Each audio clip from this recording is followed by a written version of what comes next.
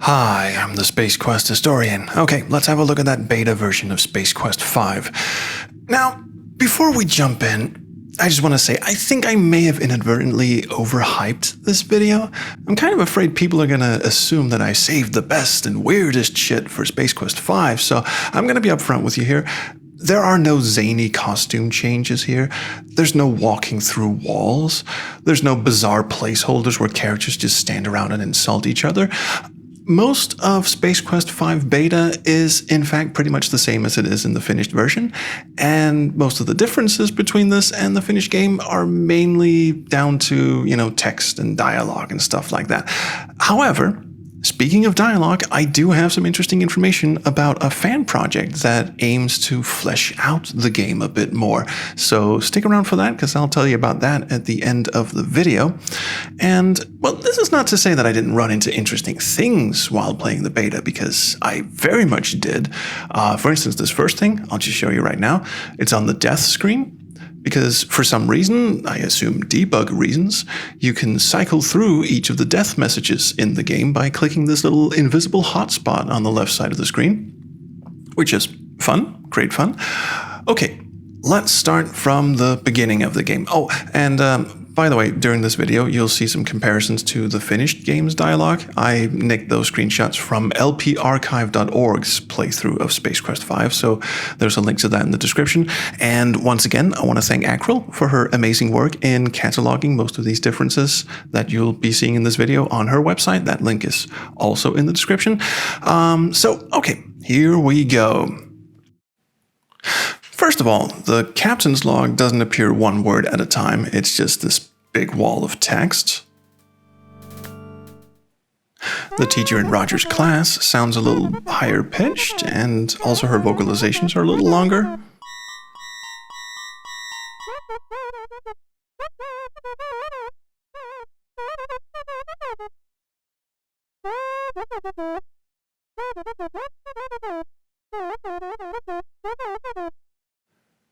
Oh, also, did you notice the game just says Space Quest, the next mutation, in the title bar, not Space Quest 5?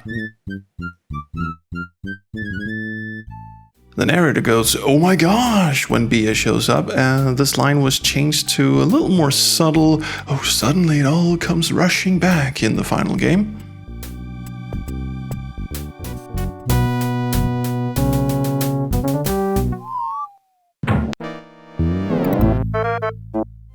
The triumphant graduation music just sort of fades out before Roger even gets to the Eureka.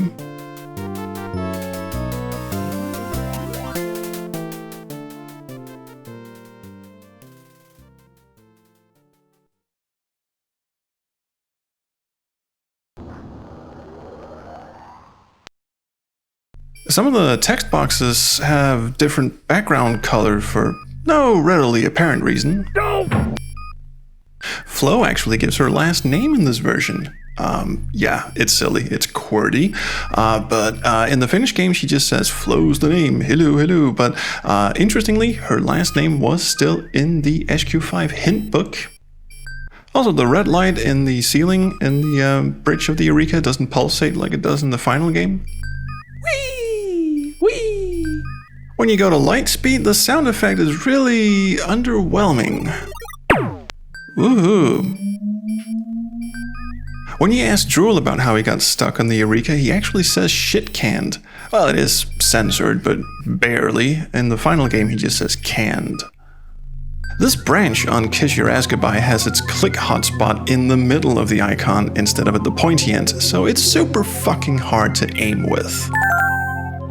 This message you get about knocking out WD-40's cloaking device is different than in the final game.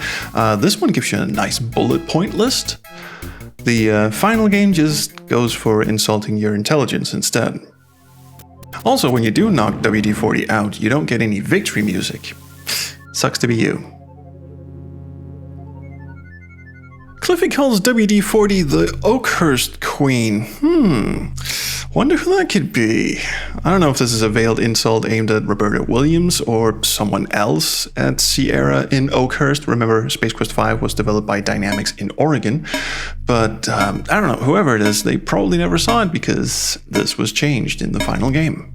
Before beaming down to the spacebar, Drool says a swine falcon over instead of in the finished game when he says Orad ovum for some reason. At the spacebar, Drool commands the bar droid to bring me a green goblin. In the final version, he just says, give me a green goblin. Ooh, Roger has an extra set of balls in the beta version. He says he'll kick Quark's tailpipe into the next quadrant. In the final version, this is just the aft side of Quark because, oh my, tailpipe, ooh, too hot to handle. And speaking of harsh language, here's something I actually forgot you could do until I looked at LP Archive's playthrough. When you get to Clorox 2, just before you beam down to the abandoned colony, you can call up Quark on the Goliath, and the dialogue here is a little different than it is in the final version. So here's the one from the beta, and I've put LP Archive's transcript of the final dialogue as subtitles.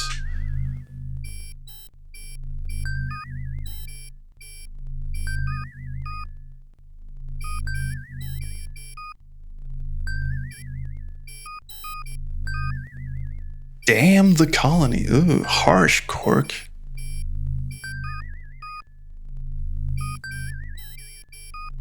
Oh, and by the way, they keep spelling Clorox 2 with a C in the whole beta. I guess somewhere down the line they realized that, oops, it's actually a registered trademark, so they changed it to spell it with a K. When you get jumped by the mutated colonist, Roger says, get off me and get a dermatologist. And the final game, he says something about hemorrhoidal ointments, which is... I actually prefer the dermatologist line, but... Also, the hotspot for dodging his loogies fucked me right in my aft side. And it keeps fading in and out too when you dodge, it's just very disconcerting.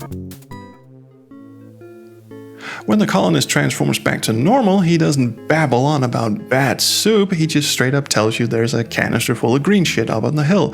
And Roger doesn't say what a bunch of gibberish because it wasn't gibberish, it actually made fucking sense. Oh, and the thing is, you don't actually need him to tell you, you can just walk to the left right when you beam down to the planet and see the canister.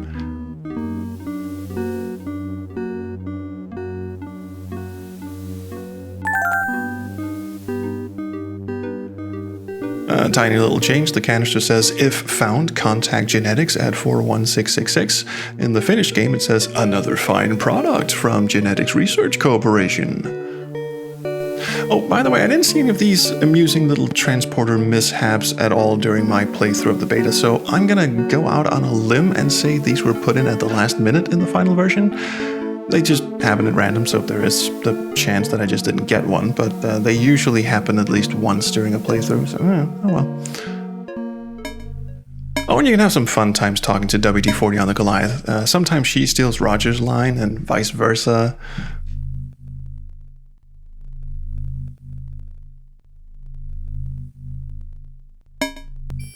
There's no sound effect when you raise the shields.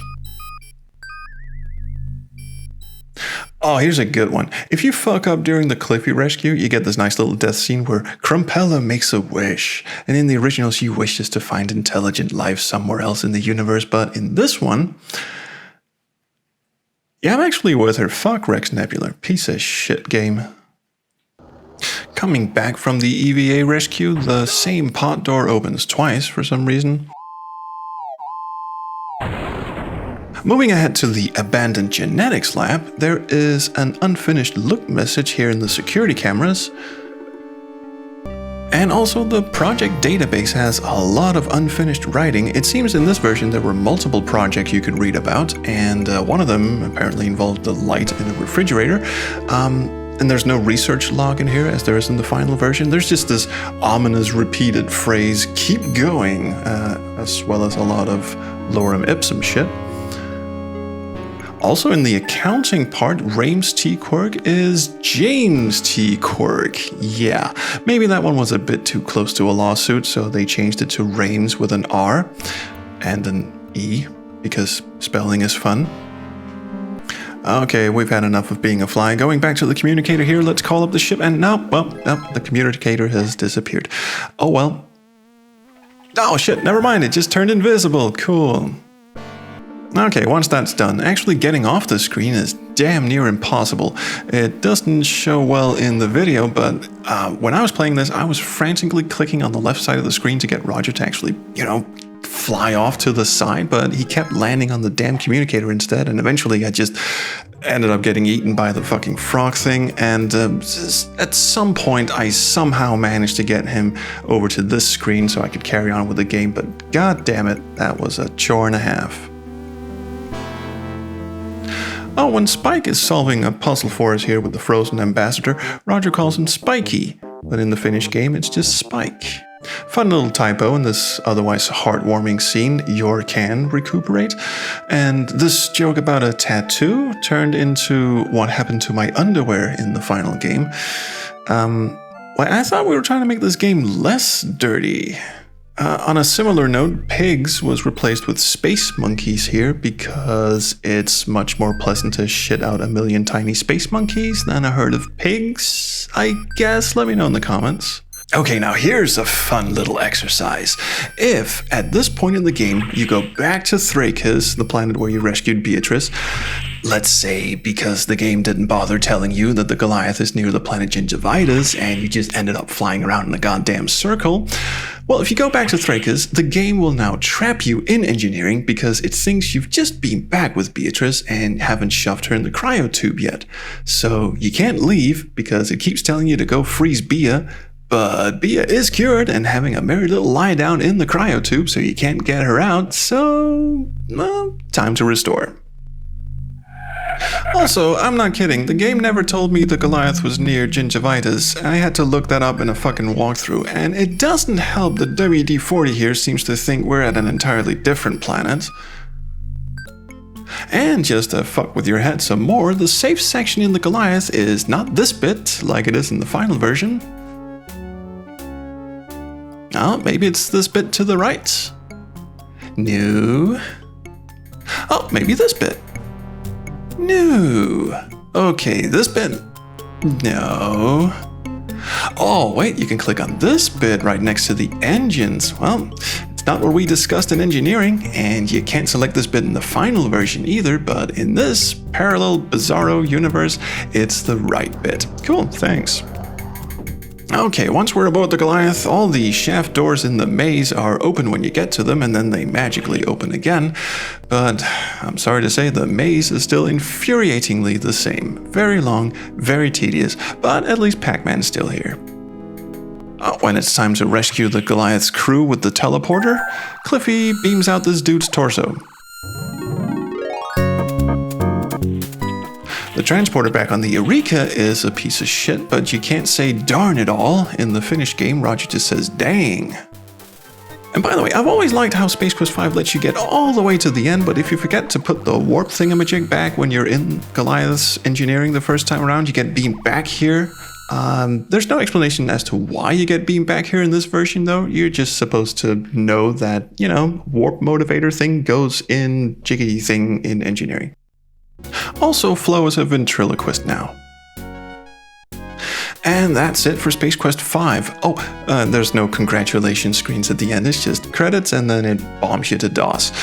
But anyway, that is all of Space Quest 5, the beta version, and gotta say, all in all, it's actually a pretty complete game. There are no game-breaking dead ends or anything particularly important missing like there was in Space Quest 4. But, as I teased you at the start of this video, as you just saw, Space Quest 5 is a pretty big game because I can breeze through Space Quest 4 in a couple of hours, but it actually took me 3 evenings just to get through Space Quest 5 here. So there's a lot of text in the game, but most of that is just purely essential stuff. There's not a lot of flavor text, like if you just try weird shit on weird shit. But Sam over on the SQH Discord is actually looking to remedy that. He's actually going into the game files and adding in a bunch of messages for click events, like trying inventory items on things you're not supposed to, or even, and this is true, adding in bits of music that were in the game's resource files but were actually never used. So how is he doing this, and why, you may ask? Well, I'll just let him explain. Sam? Sam? Yes, here we go. Thanks, Space Quest historian. Hi, I'm the Space Quest archaeologist, or something like that. I go by Samuel on the SQH Discord channel. So what I've been working on and off, is somewhat of a revisioning of Space Quest 5. By all accounts, I think most people would agree that it's one of the best games in the series, regardless of how you feel about its authenticity as a Space Quest. Hey, was that aimed at me? We all have our viewpoints on that, Yeah, but I never and I'm said... not here to rehash that argument. Okay. But what's been missing from the game, I think, are click messages. Those are the messages that come up when you interact with something in the world, whether it's an inventory item, another creature, or whatever. Even as the game possesses a wealth of atmosphere, it doesn't quite take advantage for the opportunity for extra interactivity in the same way that, say, Freddy Farkas does. Thanks to tools like the SCI companion, I've been adding some more messages into the game to bring some additional interactivity. I've also tweaked the scripts to add some more descriptive def messages, and I've even added some defs back into the game that were just hanging out in the code, and I guess the developers never used them. See, these were actually already added into the game's script by its developers. But as tends to happen with a game that is released in a relative hurry, that script got orphaned. It's basically code that's in the game but never used or triggered. So that's my deal. I've been collaborating with a few other people in the Discord also to get some ideas for inventory messages. I should emphasize that this is sort of a hobby project, and I don't have a firm release date in mind for it. When I do release it, it won't be as a full game, as that would be illegal. Instead, it'll be as patch files that you can then add to your game folder to customize your experience. Well, there you go. Thanks for bringing me on to talk about this. Now, back to your regularly scheduled whatever this is. Thanks, Sam. No, I have no idea what this is either. But I do know that this episode and the Space Quest 4 beta one both took a fair bit amount of time to put together. So after this one, we're going to take it easy for a while. None of these 30 to 40 minute type deals. It's back to doing much shorter videos about all the fun stuff we've been digging up in the Space Quest games, all the digital archaeology stuff that's happening over on the SQH Discord. Link to that in the description as well. And this also means that I can get back to working on my own games, which is actually something I said I'd do sometime last year. I even reworked all the Patreon goals and rewards to reflect that I'm now a game developer. So I'm gonna get back to doing that. I'm also going to finish up my reorchestration of Space Quest 5's soundtrack. But this actually means that there are 2 vinyl crowdfunding projects in the wings, Space Quest 3 and now also Space Quest 5. So look out for that sometime in the distant future when viruses aren't trying to kill mankind, or at least not as much. But anyway, enough rambling from me. Thank you so much for watching, and I'll see you around the Chrono stream. Bye.